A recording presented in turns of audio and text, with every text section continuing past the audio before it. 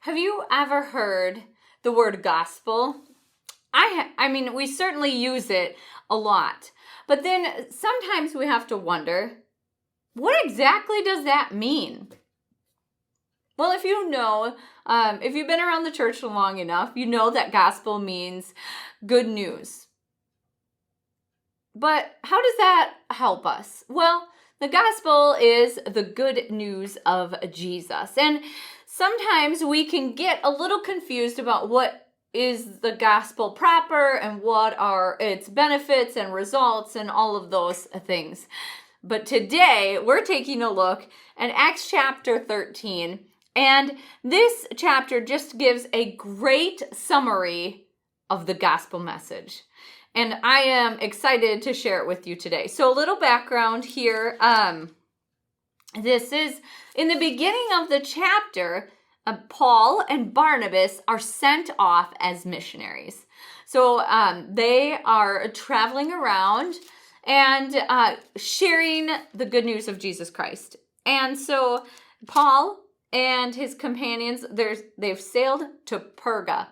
And Paul has a rhythm. Whenever he visits a new town, he always goes to the synagogue first.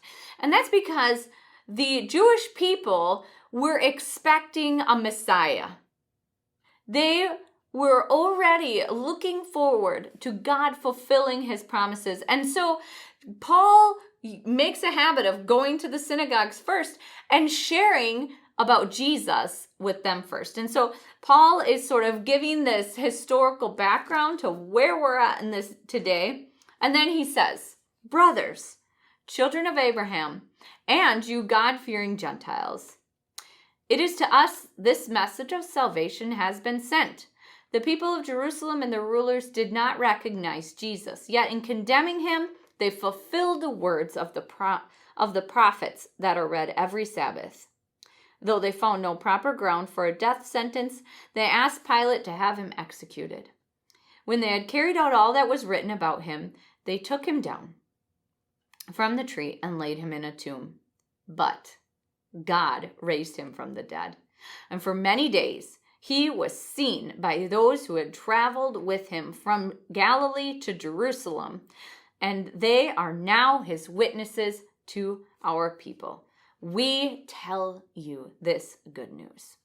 And then he goes on to say how, since Jesus has been raised from the dead, then he also ascended to heaven. Here's the gospel, the core of the gospel. Jesus is the promised Messiah. Jesus is the King.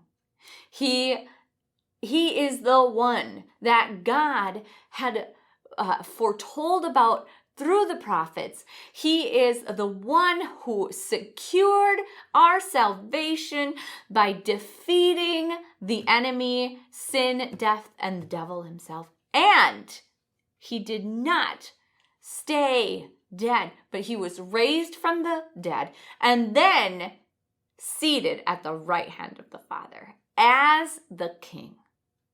That's the gospel. Jesus reigns now over his kingdom, and he is inviting us to be a part of that kingdom as well. Isn't that amazing? So if you ever want a really short summary of what the gospel message is, Jesus is the King. That's the shortest version. But of course, there's a longer explanation, which you can find for yourself in Acts chapter 13. I'm going to leave you with this, though. Here's the result of the gospel. When we say yes to Jesus, when we enter his kingdom, when we pledge our allegiance to him, when we put our faith and our trust in him, here's the results. Therefore, my brothers, this is in verse 38, I want you to know that through Jesus, the forgiveness of sins is proclaimed to you. Through him, everyone who believes is justified from everything that could not be justified from by the law of Moses. Forgiveness of sins is a benefit of the gospel of Jesus Christ. Take a look at it for yourself. Paul gives an awesome sermon here in Acts chapter 13.